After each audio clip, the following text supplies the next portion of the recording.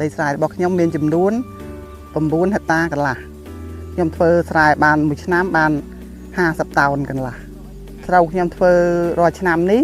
ខ្ញុំធ្វើដោយធម្មជាតិមិនមានជាតិគីមីហើយមានរសជាតិក្រអូបឈ្ងុយឆ្ងាញ់ខ្ញុំត្រេកអរខ្លាំងណាស់ដែលបាន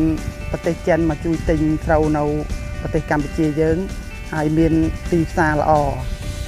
ហើយនឹងមានជួយជាកសិករឲ្យបានធូរធារជាងមុនអង្កររំដួលឬផ្កាម្លិះនេះវាមានរសជាតិឆ្ងាញ់ហើយសំខាន់គឺគេនិយមចូលចិត្តញ៉ាំខ្ញុំសប្បាយចិត្តណាស់ដែលមានអង្ករទីផ្សាររបស់ខ្មែរដែលបានទៅដល់នៅស្រុកចិនដែល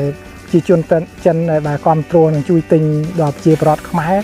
អង្ករយើងកិនជាមធ្យមមួយថ្ងៃវាបាន30 តោនក្នុងមួយថ្ងៃក៏សប្តាហ៍នេះយើងលក់នៅក្នុងស្រុកផងហើយថ្មីនេះយើងបាននាំចេញទៅប្រទេសចិនថាទីផ្សារចិនវានៅល្អព្រោះប្រជាជនច្រើននៅប្រទេសចិនអញ្ចឹងបើយើងអាចនាំចេញបានច្រើនយើងអាចជួយកសិករនៅក្នុងស្រុកយើងក៏បានច្រើនដូចគ្នា